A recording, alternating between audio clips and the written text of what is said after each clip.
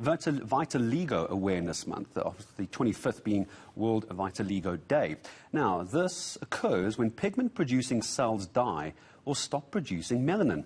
The condition is incurable and can start at any age, but usually happens before the age of 30. So let's try and help each other understand this condition. Activist Tebogo Daantjie joining us from Rustenburg this morning. Tebogo, good morning to you. Is my summation correct of what vitiligo actually is? Yeah, it is. Good morning, Gareth. What you just said is true. It is basically where my immune system attacks my melanin in my skin, resulting in white patches in certain areas of my body. So I imagine, I also understand there's no cure for something like this, but it's the numbers of people that have this that I found fascinating. 1.2% of the population around the world has this as well. Do we know if it's a genetic? Could you pass this on to your children? No, I can't pass it to my kids. It's not genetic. So misconceptions. Let's talk about misconceptions for a moment, Tebogo, because I imagine anything that is different in society, not just in South Africa, probably prevalent in South Africa, but around the world, if anybody is different in any way, generally prejudice comes with that. Is that something that that you experience personally, and those who have this experience as well? Honestly, I've never experienced that. When it started, when I started having vitiligo, I started embracing it and I loved it. And actually, my confidence grew a lot because of that. When I was reading up about this, one of the misconceptions, and I don't want to go as far as stigma, but perhaps the misconception about this is that it's a disease, a condition that is transferable on touch as well. Obviously, that can't be true.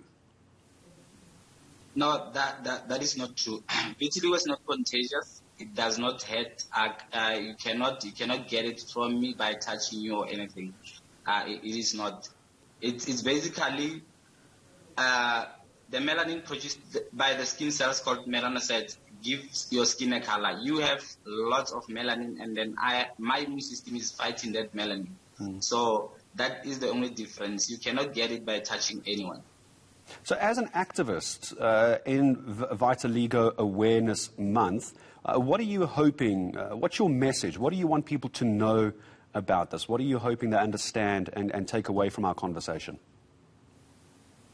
Okay, to eNCA personally and the media companies and maybe the production companies and all, I feel it is about time we see a lot of vitiligo people on TV and all that, so that people can understand more about vitiligo and they can know more about vitiligo. Because at the moment, we only have a few people, and there's a lot of people who still don't understand what vitiligo is.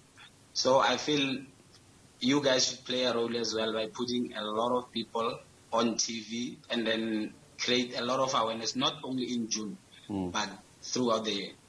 When you talk about media houses, you mentioned eNCA, production houses as well. Are you talking about more coverage, or are you talking about seeing perhaps more actors, more news anchors? Just unpack that comment a bit more for me so I understand. Yeah, I'm talking about more actors and more news anchors. Maybe somewhere down the line, I want to see someone with vitiligo being on screen and then talking to people, so that a lot of people can ask, what is that? And then they would understand it more. And when you were first diagnosed with this, I mentioned in my introduction that it tends to happen before the age of 30. Is this a condition you had since you were born? Was it visible then, or did it only develop later in life? And is it going to get worse? Help me understand. No, it only developed the last year of my matric. My matric year, it developed then. It was 2004. So vitiligo has two types. It's non-segmental and it's segmental. The segmental vitiligo usually starts when a person is young, but the non-segmental starts any time. It doesn't start when you're young, and the non-segmental spreads throughout the body. And then the segmental one starts when one is young. It can be on your arm and it stays there. on one part of your body. Then the non-segmental is usually the one that is common, that you see in a lot of people. Just before I say goodbye to you on this conversation, what did you think it was when you first started developing it? What was your first reaction? What was your first question when it happened to you? The only thing I wanted to know was the name. I knew I was going to be different and all. The only thing I wanted to know was the name, what it was. I wanted to know if I'm sick or not.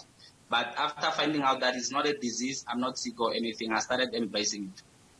It's good. It's a good way to end that discussion. I appreciate your time in speaking to us. As you can see on air as well, we have that strap there for you. Vitiligo is not life-threatening. It is, of course, nothing to be concerned about. And, of course, for those who are critics and those who are looking at this in a negative way, it cannot be transferred through touch. It's called education, people. Tebogo, I'm going to say thank you to you very much, activist Tebogo Daantjie, joining us from Rustenburg. And you're right, hopefully we see a lot more people with vitiligo on air, not just in the Awareness Month of June.